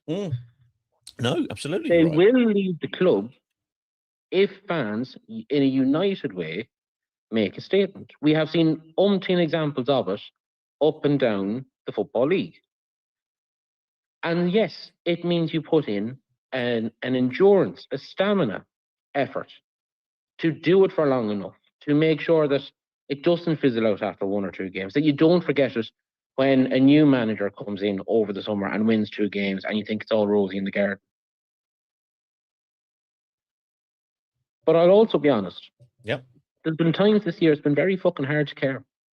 Oh, I think that's why a lot of what you're seeing at the moment is a lot of apathy as opposed to anger, because we've almost gone through at that stage seemingly and got to, I don't know if anger's the next thing or wherever you, but it's all very odd. Well, I have to say, I mean, pulling out 2010 for a man who says he's not come with stats, you know, if they lose tomorrow, we could be as low as 2010. I do that, and then I look up and there's Stuart Cashmore's comment that Ed the Duck can fuck off. Only this podcast gives you this this strange combination of information from various people in various locations. Wonderful stuff. PJ, sir, before you go, because PJ, you know, you have a soft spot for Watford, but you know your heart is you know, United, Manchester United. Here is a club who has had a long protest against an established owner group, which is still there. Yes, Ineos are in there with 25% and not doing a fine job with it. But that, as you say, it's a long-term project and prospect to make any protest that will permeate in any way, isn't it? Look, I think it wouldn't be fair to credit the Glazer selling to the protest. I mean, you go back to 2010 when there was the green and gold protest and scarves and all that. That was great, but it didn't last. It didn't force a sale then. The only reason, I'm a bit like yourself, I like looking at the finances, and I'm very scared for Watford's, but anyway. Yeah, tell me about it. I've been looking at United's finances for the last few years, and the one thing that was definitely going in an upwards direction, even though the club wasn't, was the debt. And it got to a point where they said, we need to sort some of this out. And without putting any money in their own pockets, they did by selling. So, I mean... Yeah, it's a share issue, effectively. They've sold their percentage of share to Jim Ratcliffe and Ineos, and they also, at the time, surrendered the technical running of the technical area and the club on a sort of an ongoing basis. But it's taken a long time. That's what I meant. Was your point was fact that it's a long haul. It's not a question of you organise one thing and then you do something and it doesn't work and you stop. It's a question of, if you're going to do something like that, and if you're going to put your name to it, you've got to own it for a long period. PJ, sir, it's 19 and a half years. Well, there you go. There you go. Crikey, not even from the Rookery end have been going as long as that. I mean, that's. I mean, basically, Have a great evening, everyone. Lovely stuff. Cheers, mate. Thank you very much indeed. There goes PJ, swindler of quizzes away from me just because he knew a bit more. Damn him. Never mind. Let's get to Paul Holly. He's been waiting there a long time. No, I'm not trying to remove Paul Holly. Hold on. Paul, are you there, sir? You're there, right? I'm here. I'm sitting there. I'm trying to add you whilst you're already there. That's no good at all. There you Can go. you hear me? Yeah, I can hear you loud and clear. You got me? I've got you. Yeah, Good loud stuff. and clear. And you said it would be a rinse and repeat of Saturday. Oh, you cynic, you. No. We conceded another goal. But the ironic thing is, you could create an edited. You could. Do not scratch your eyes highlights and play it back after every game now, and every point is relevant. Yeah, don't listen to the podcast version too tightly, because you might find out that that's the case. Never mind. Anyway, go on, sir. What did you reckon tonight? Just a few things that have come up in discussion. So I agree with the point that we've slowly died since the Wolves FA Cup semi-final by bad recruitment, both on the field, coaches, etc. And I was one that my protest was to show apathy and not go very often or pick and choose when I go. Yeah, I think that's as adequate a protest as anybody should be as well. Because again, having been going, since the mid-70s when my dad first took me, having been sat in the main stand on the night of the Grimsby game, knowing the three people that did try and get in the director's box, one of them deceased, rest in peace. But they were pretty mad, three individuals. And knowing Watford fans and friends growing up with them, that is a Watford protest. Apathy is a Watford protest. So I know so many people that go home and away and are just not going at the moment. But that is the way. And the Coventry game, it's a 12:30 kickoff. You're going to get a low attendance anyway. There's Coventry fans everywhere. The club have even sold one of the hospitality suites to Coventry fans. So let them have their party. I see maximum of 8,000 Watford fans turning up. You mentioned the point about a long-term protest and mentioned there about Man United and the gold and green scarves. I think we've already been through 7 years of pain. I don't think I could take another 7 years. This club has got to get relegated next season. It's the only way we're going to get rid of Gino in the next 12 months. Nobody's going to pay his asking price. I know it sounds horrific, but we're going to have more pain on the field to solve this problem. And we will come back. Coventry, Southampton, Leeds, at one point Man City. The amount of clubs that have had to go down to reset, we are at that point. And actually, we'd have a lot of fun in the division below. Lots of new away grounds, different experiences. The minute you start winning, people will start smiling, enjoying their football again. It's the only way we're going to get rid of this ownership. And until we do, nothing is going to change.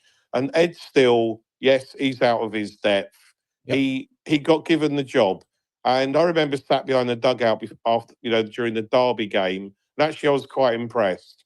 There was a united front on the bench. There was a clear game plan. It was very motivating.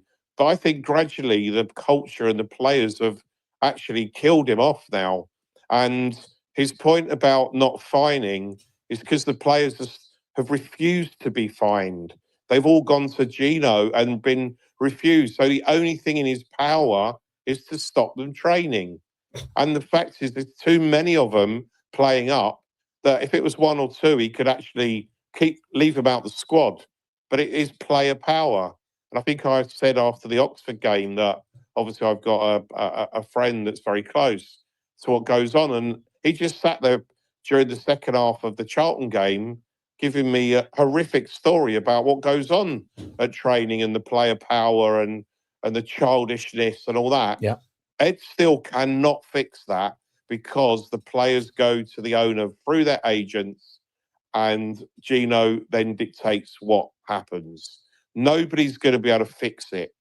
No coach. Well, fair enough. There you go, sir. That's not a repeat. It was an embellishment on what we spoke about on Saturday in terms of that. Paul's thoughts. We need to go down before we can bounce back and look at Coventry in that instance. Obviously, what goes up, as you says with Leicester, has come back down again. Let's get to let's just quickly add in. Because Paul asked his whereabouts the other day, see whether or not he's there. He said, "Where's Greg?" And I said, "He's there." Greg, you there? Hello, Peter. Hello, sir. I don't know what's going on with your phone. Crikey, that was making a lot of funny noise, but you sound good now. Yeah, maybe my phone sounds good, but yeah, I don't feel very good, if I'm honest with you. Have you been to the Black Country this evening? Well, I wouldn't have gone otherwise, but I promised somebody who was very kind to put me up in a corporate area for the evening with Colin here. Hello, Colin. All right, mate. Yeah, go on. So you two have basically been in the prawn sandwich brigade, then, yes? We have, mate. We have. I'd just like to give a shout out. I thought one call earlier from, is it Aaron or Aaron? Yeah, Aaron. Yeah. Totally summed up the way I feel. I don't really know actually, why I've held on to speak, because he's actually said everything I wanted to say. I can be accused of being, over positive at times. I can be. And sometimes maybe that over positivity is myself trying to convince myself. However, look, I'm drained, mate. I'm drained of this. It is disgraceful, Peter. It is disgraceful. Professional footballers, do they realise how privileged they are? What a privileged life they lead? I don't think these rumours of stink bombs at training and turning up late and are wrong. I've heard the same. They're not. They're true. Yeah, I've heard the same. It is disgraceful. These people are privileged men to earn the salaries they live. You look at some other people, what they have to do to earn a living. Look, I've never felt so low about the football club that I love. I don't know what the answer is. I don't know. Well, for me, if it was me, every player that has been late would go on the transfer list. Don't care who you are. Don't care who you are. Don't care, and if we have to get a load of Mark Yateses and Chris Ululumos in and that type of player. That's easy for you to say. At least they might care. My God, thankfully we have got points on the board, because if we were fighting a relegation scrap, my word, this lot wouldn't have the heart for it.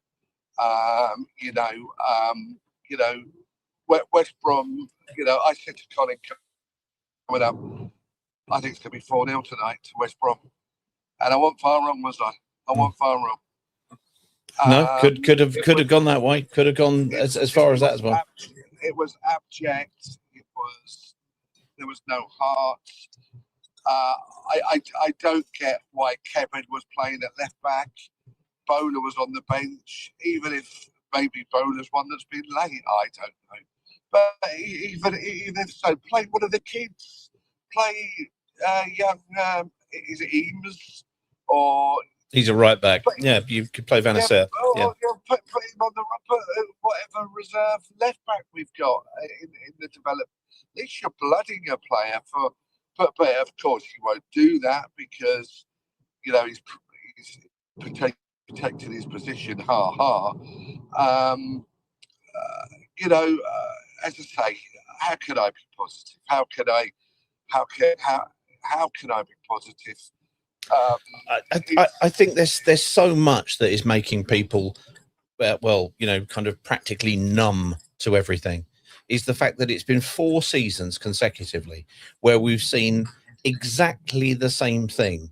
We've been in and around 8th. We've been in within touching distance of the playoffs, and then we get into January and sort of, okay, is it good? Is it bad? What is it? No. Oh, right. No, they're not going to be fit till March, and then half of them will be out again for another reason. And then we've gone through another manager, and we end up being somewhere between 11th and 15th, something like that. I know it sounds absolutely stupid, but if you look at what you saw tonight at the Hawthorns, right, from the home team, what did they do? I think it was Rich WFC2 who said they've appointed their Tom Cleverley equivalent. What they've done is they've gone and said, okay, yeah, James Morrison, you're okay. You know, we think what you're going to do is good. He's come in. The first game they lost to Oxford. They were fucking rubbish. I had to watch it, and it was absolutely appalling. Thereafter, they haven't lost a game. They've drawn 5. They've now won 3. Right, because he's got them playing for each other. They're not sitting there going, well, we're not going to get anything. We're not on the bench. And what they've done is they've pulled themselves away from a relegation zone, because a relegation threat and getting clear of it is the emotional sort of release that you need, that you simply don't get between 8th in the league and 15th. And no, I'm not wishing a relegation battle on us for obvious reasons, but everybody is just numb because there's nothing on the game. We've had 4 years effectively of dead rubbers, so we may as well have done. Look, Pete, if this lot, as I said to you earlier, if this lot were in a relegation scrap, they would not have the heart to get through it. They would not have the heart to get through it. You know, they don't care. It's as simple as no. I think Matty Pollock cares.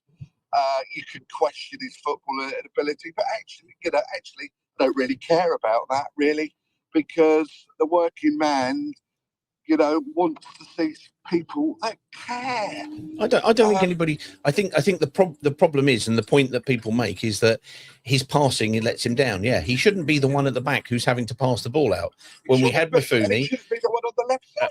Yeah, exactly. And we had Elaine. He didn't have to do that. Suddenly, everything looked very good. He is a determined stopper, a defender. He can pass the ball from the right side if he needs to, a little bit at least. But he's not. That's not his strength. That's not his greatest thing that he can do. Instead, what we need to have is either you change the way that we play, right, or you basically try to bring in other players who can play this way, because we cannot play this way. We're sitting there trying to pass around the back like we are a good possession-based team. Sorry, guys, we are not a good possession-based team. We can't play forward because we've got a centre forward who simply cannot hold up the ball. Full stop. He's not robust enough, and therefore we can't play direct. We've had managers like Ishmael. We've had players like Bilic, all who wanted to play what Ed still described as sort of that ball, high press, up and in your face, compact and aggressive. And we went about 2 games and went, yeah, no, we can't do that. We haven't got the players. So there has to be.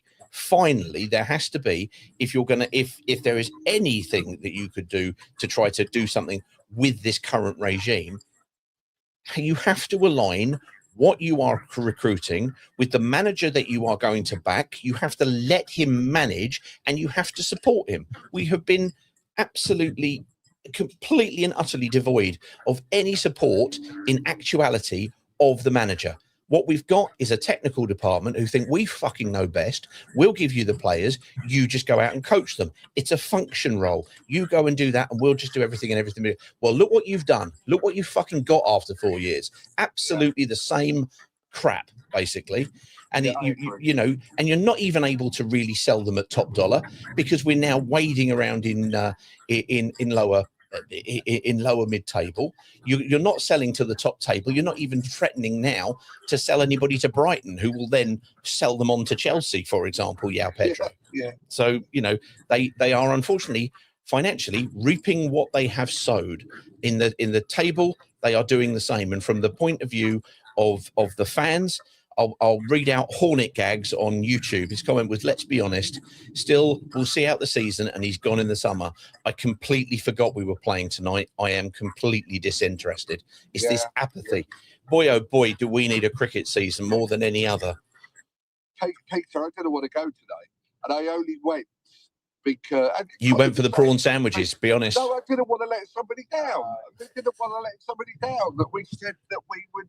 Thank you very much for your kind invitation, and you're not going to let somebody down. That is the only reason we went. Okay, this next question goes to Colin, and I'm asking this on behalf of all the listeners here. Colin, did Wendover enjoy the hospitality? Yeah, it was great. It was great company. Yeah. Oh, brilliant as always. Quite absolutely. Well, look, guys. Peter, go on. one thing I just want to add: you were talking about systems. Yep. And this, that, and the other. All irrelevant if you've got no heart. Yeah, all irrelevant. All absolutely irrelevant if you've got no heart, no bollocks, no. Millwall. Not what Millwall. Not what Millwall. I can only name you one Millwall player. That's Jake Cooper. I can only name you one. They've got where they are on team ethic. Team ethic, and they're all pulling in the same direction. Lovely stuff. For the coach to say in an interview that they're late for training, well, I say no more. Well, if any one thing talks to the problem with the culture, and we heard from Paul earlier on saying, well, yeah, but you know, the players, because of player power, and we know the proximity of an agent to the owner. We know that players have a relationship with the owner. In the past, I have described that as actually not a bad thing, to be single-threaded through a manager who might then leave, like Marco Silva, and rip all of the players out, think Richarlison. That might be a positive. The flip side of this is that he goes in, you know, he tries to do something and tries to impose some form of order, and they go, oh, we don't like that. That's not great. That's not great at all. And I appreciate that when Pet Solano went in, that all happened after day 3. Absolutely, it did. I've got to say, they realised exactly what they've done. They brought in a man who was completely angry with the world on that one. Ed Still, I just don't know. I just think what people describe him as, you know, a PE teacher. And I think, unfortunately, in this particular instance, I think they're just about right. Right, guys, let's get to the last call. Let's get to Caden, who's been waiting for a long time. Oh, Caden, hit your mic button, sir. Are you there, Caden? Evening, Peter. Evening. It's late. It's late now. We've both had time to process it, because if you'd been the first caller, you and I would have had a shout at each other just to get it out of our systems. Yes. I imagine. Yes. Go on. Give us your first thoughts after last night, and then we need to talk about something, because as everybody might know, Caden does the Hornets Talk podcast, and I joined you and your many merry men last night. And we did it was a good job we didn't do it tomorrow night after that, I have to say, because that would have turned even more, where we went through and had a chat about various things. We'll talk about that after. Tell me about your thoughts on tonight. I'm just depressed by it all. Yeah. Honestly, like I'm at a stage where, because I love the club so much, I don't want to miss a minute. But tonight, I just think, I want to miss minutes. I don't want to watch the team. I feel like I have to. And it shouldn't be like that. I should be able to watch my team, watch Watford, and go, yeah, we put on a good performance tonight. We made ourselves proud. We did things well, and happy days.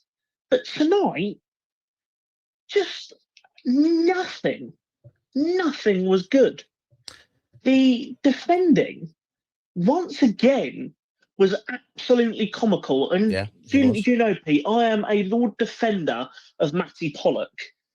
But oh my God, did he frustrate the hell out of me tonight. Along with others, I'm sure. But yeah, go on. Especially for their third goal. I mean, what is he doing? He goes against Dyke. He loses against Dyke. He tries to put his arm out as if he's a goalkeeper. Yeah. It doesn't work, and it falls to whoever scored. I think it was Mullet, but I don't know. Don't really care. He was trying to as the play goes. I know exactly what you think because I was looking at going. Yes. He's just fallen over. Why is he just fallen over? And then they showed it the angle behind. In fairness, and first of all, it's DK, by the way. Dyke, very different thing. But Daryl DK, his name is from the US. He's a unit and one that I really wanted us to buy, but 7 million, yeah, I can dream on. The ball kind of went to the far side, came back, and it was looking a little bit like the first Oxford goal the other week, in terms of how it was materialising to the back post, and then it got pushed back, and there was an initial shot. And if you see behind the player who's taken the strike, he's basically trying to put his head in the way of where he thinks the ball's going to go. So he then goes to ground. It doesn't come through because of deflection, and therefore it falls to the guy on the right. So I know what you mean, because I was looking at him going, what are you doing? Why are you lying on the floor? Is gravity really heavy there? But then I looked at it and went, right, okay, yeah, I see what he was endeavoring to do. But in a night and an evening of no standout performances whatsoever, you look towards somebody like Matty Pollock with any, people turn around and said, well, he can't pass out from the back, he can't do this. Well, I don't disagree with that. That shouldn't be his strength, but we didn't play to anybody's strengths today. It was really interesting. Somebody said that, and I don't know if it's true, so please, if I'm wrong, my forgiveness, but in the starting 11, every single player came from a different country. Now, if you know, and now I'm talking to Caden, because Caden is of a certain age, for whom I'm sure he will speak FIFA, or now is it EAFC football? Where you put your teams together to play on your Xbox or PlayStation, and one of the things that they do is they have a thing called chemistry. And the idea of the chemistry thing is, have you played a similar, are you of the same nationality? Have you played for the same team, or are you in the right position, or how good a chemistry do you have? Today, it looked like somebody had basically preloaded FIFA, 2006 or whatever it was, and that we had no chemistry whatsoever. It just seemed to be, for long periods, absolutely incoherent nonsense. Iran Kunda was running up his own backside and up cul-de-sacs. I don't know what Chak Fatadze was really giving us very much. You've got Kayembe and you've got Nampalys Mendy continuing his form from Saturday, which wasn't great, I have to say. People have admitted bad spells and bad form, but everybody seemed to go down at once.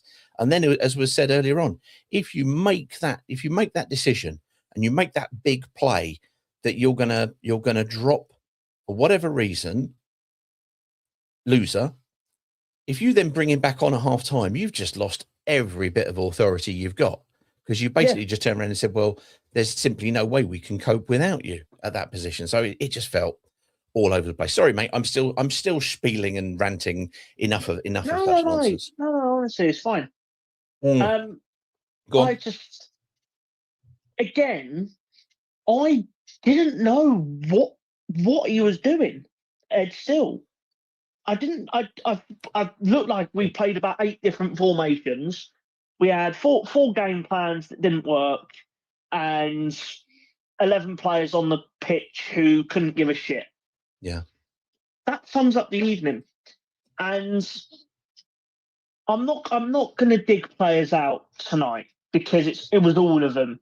There was not a specific person that was incredibly bad, and the rest of them were just here. But I just don't recognise this team. Agreed. I don't recognise this team anymore, because when I first, started supporting this club, and I appreciate I'm a lot younger than yourself. Yeah. He was being thrown in at some point. I was waiting for the brickbat to arrive. Carry on.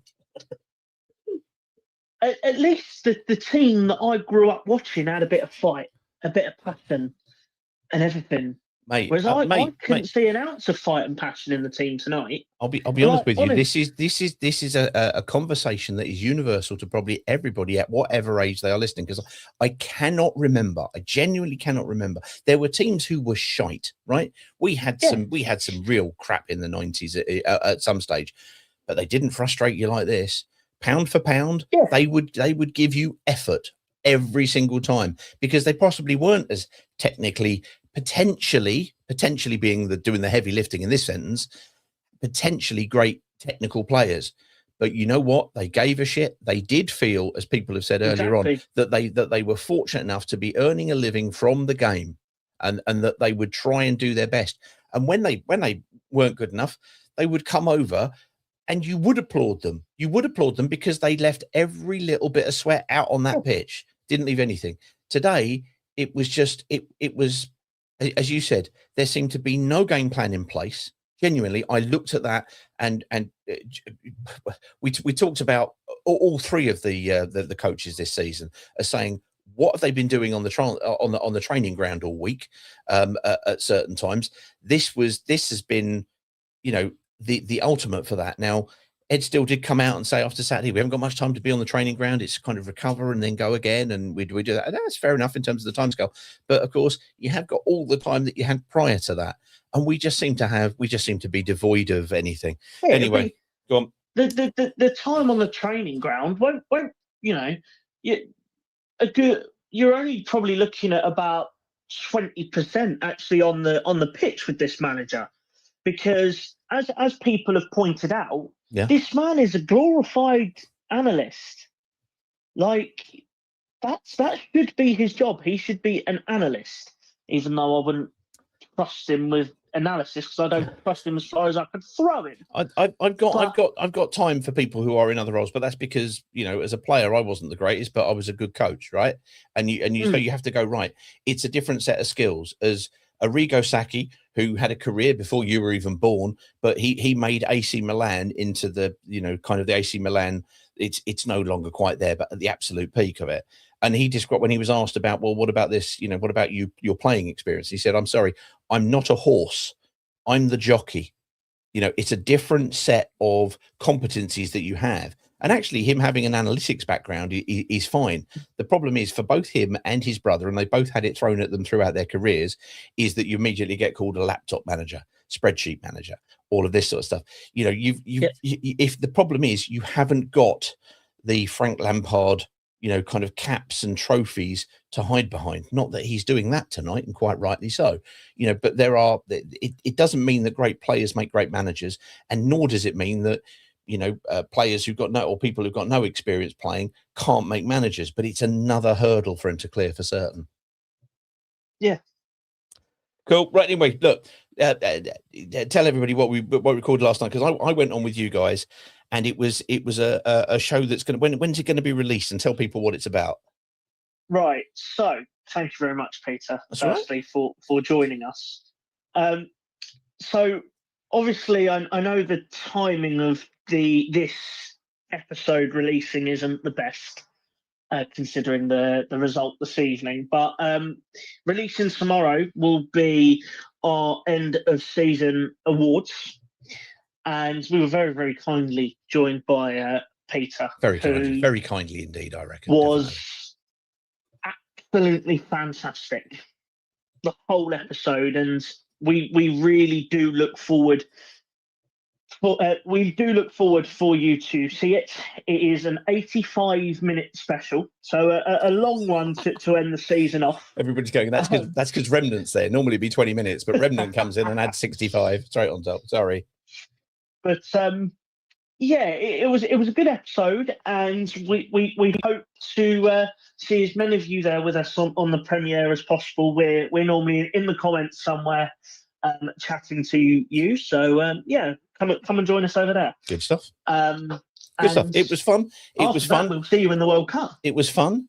All the lads were prepared with the categories, and I was the first person, and they went, right, we'll go to you first, Pete. Oh, really? Okay, you think on your feet, hey, Remnant. God, blimey, that was it. I didn't have an easy time, but it was good fun nonetheless. And it'll be interesting to see. Yeah, do go there. There's 5 different opinions reviewing a number of different, kind of what's been the best, the worst, possibly the really worst bits of the way. Go and have a look at have a look at that. Where can people find that?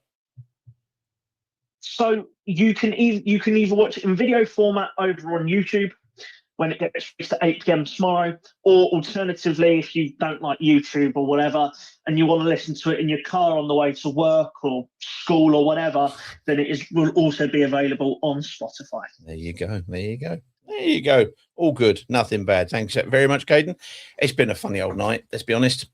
It was a crock of shit. Let's be frank. The game has been appalling, absolutely appalling.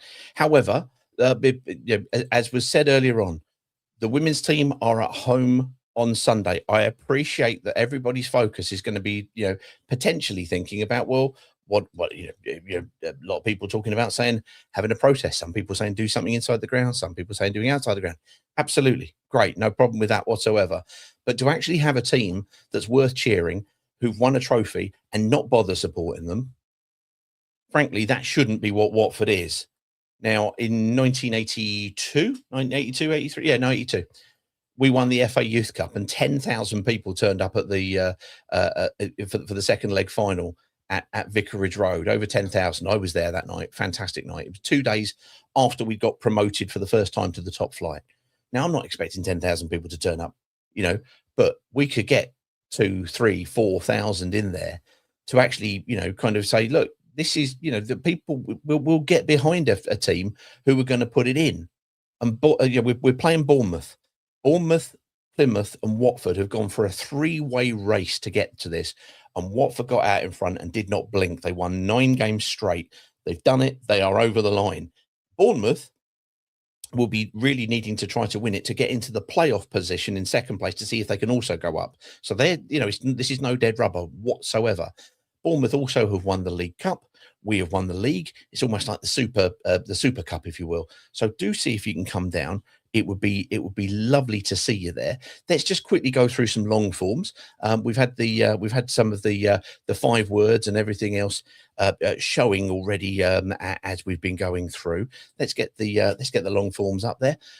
Jane Kearney starts us off with an excellent start. Just crap. Which is very nice. Mark of Watford, England says, Watford teams and passion have been synonymous over the years. The current lack of it is tragic. One of the most passionate ever was Ken Furphy's 1968-69 promotion side. They should have thrashed this current bunch of slackers blindfolded. That's with some of them dead today. Now, yeah, absolutely. And we lost Brian Garvey. Only last week there was a little kind of a mention. Really, it would have been nice to have had a minute's applause for him before the game. To be frank with you, because he was part of that era and that squad. Harry H.J. Clark says the loss of Cipriano is midfield is more and more apparent. A player signed from League One trying to make a difference in the next league up. Someone who wasn't perfect but gave a shit every game this season, trying to getting others going. I agree with that. Wholeheartedly. I saw some comments on the Watford mailing list. It was an interesting discussion as to whether or not Loser getting the captain's armband also kind of coincided, or kind of involved his dipping in form. And is he getting too involved with referees? Is he trying to motivate other people? What else is he trying to do? Well, that may be the case. We saw Pollock got given the armband today, and that wasn't the cure. I think the diagnosis is probably deeper than that, but I think the loss of Hector Cipriano is very big indeed. Stuart Bauer says Pollock as a captain is a joke. He is so inexperienced. The likes of Truce had so much more experience and know-how. That's a big issue for us, leadership. Absolutely. He also says Brighton are in debt to the sum of 407 million to Tony Bloom. Not a repeatable model. Absolutely. I agree with you wholeheartedly there. Thank God for Yavi. He said, could have been far worse. Administration would kill us. Plus, how many people's jobs go? That is not the answer. That was Paul who mentioned over the last couple of shows, this one and on Saturday, that perhaps the way to go through this is to go through administration. And if you look at what's going on with Sheffield Wednesday, you can argue for the good of that because they all came out and were cheering when they got rid of Chansiri. They hadn't got rid of Chansiri because Chansiri owns, if you saw the financial thing I did, he owns £63 million of their debt. That's the owner. Sound familiar? And therefore, he is basically the person who is holding out for his coin. He needs to be paid 25p in the pound. Nobody's going to offer that because there's so much needs to be done. And therefore, they might be starting with a 15-point deduction. Nobody would want that. However, I think Paul's point is that look at this over 5 or 10 years. Look at it along the scale that, Coventry have built back.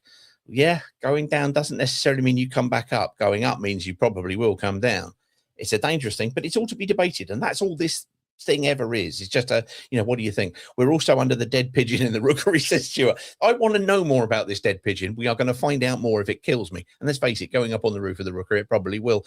Paul Fiander said, Aaron, absolutely bang on. Aaron, I hope your journey back from West Brom is going well. It's kind of, you should hopefully be home now because it's quite near for you. Stuart Bauer back again. He said to start Kevin at left back instead of a Banquer, drop Loser and ignore Equa again, then bring Loser on at half time. Sums up still in his ineptitude. Warren says, Uncle Ron is back. He said, put some respect on Ken's name. Ken Charlery has got more people standing up for him, trust me, than he did throughout most of his time at Watford. He was a little bit like, let's be honest, he was a Poundland Paul Furlong. But Paul Furlong was great. Let's be honest, he really was. However, Ken Charlery's moment came in us being 3-0 down to Bolton Wanderers. With 70 minutes gone, Gary Porter gets a hat trick, but the one who scored the penultimate goal, as it was, Ken Charlery, and he whacked it in from miles away. Yeah, I agree with that. I like that. Players like Cathcart, says Cone, cleverly Livermore, and I even dare to say a Kong wouldn't stand for this. There is no care and no one is doing anything to change it internally. At least under Petzolano, they still made an effort for us out of their depth as players and heads. All hopeless. Mark N74, really upset now. My club players showing no pride at all. Gino, Scott and Moji seem to have no clue. They should be ashamed of what they have done to ruin their legacy. And it is their own legacy. There's a lot that went really, really well. And it's that is now no longer really what the Pozzo era will be remembered for. Now, having done the Parlaci thing and spent some time, it wouldn't at all surprise me if Gino said, "No, I'm not going to go out like this. I'm going to get that back. I'm going to do that," as he's tried for the last 4 years. I won't hold my breath. They simply don't care. He said, don't understand and are seemingly unwilling to change. John Parslow, we heard him earlier on. He said, if we're quoting Elton John, as we heard earlier on, can I suggest that he releases a song for Ed called Cock It Up Man? Oh, that's very good. Paul Fiander Turner, Sky Sports shouldn't put a pre-watershed warning on that live game. No kid should be subjected to such a horror showing in utter disgrace. Warren's back again. He says, what else is left to say? Absolute dog's dinner. Unfortunately, yeah, you're absolutely right. Paul's back. Data fecking analyst, loving supporters who thought a data-driven head coach would get a tune out of this squad of charlatans. Forgot some of them are completely uncoachable. Carl Wilson says, why do so many fans think Gino, if we go down, he's still going to want his cash? He probably will, but the club will be worth even less than it is now. Not that makes any difference at all, because he still wants more than it's really worth. The Duck, is this Ed the Duck? I don't believe so. That was terrible. We looked absolutely clueless. Wholesale changes required, but who wants to manage Watford? Our best players will go in the summer, whoever the fuck they are, and we will struggle to stay up. Fair play to the away fans. I'll be at Borough Saturday. Bollocks. Well said, Duck. Let's have a look. I don't think anybody. Right, Ellie's made a few points. 23 managers in that. No, it's not. It's far more than that. It's 25. Stuart Cashmore says, newsflash, Pete. As you managed to do is to fuck our own shit up. Isn't it, eh? Newsflash, Pete. All we've managed to do is fuck our own shit up. Everyone else stuff is firmly not fucked up shit.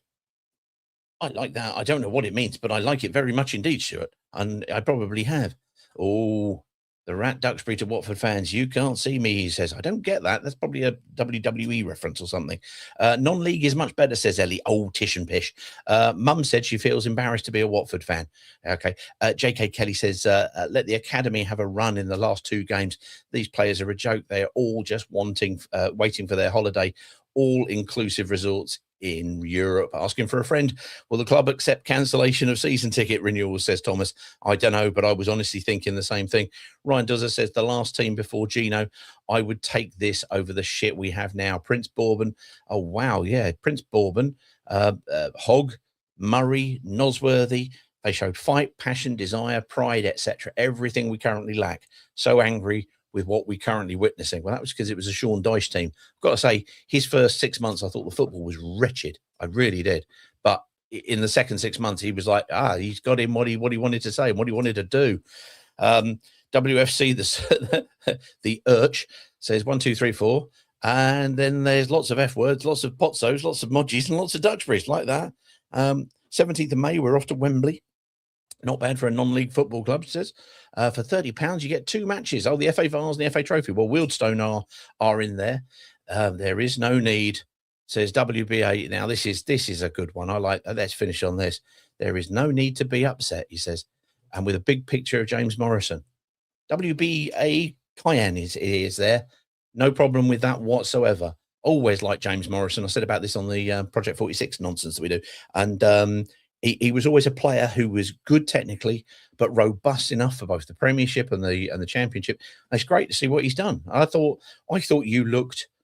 I thought West Brom tonight looked workmanlike. I didn't think they looked anything particularly brilliant, but it was square pegs and square holes. Play the ball simply, play it in, and it was effective, and you got exactly what you deserve. So, no, we can be upset. We can be upset, but that's our own doing.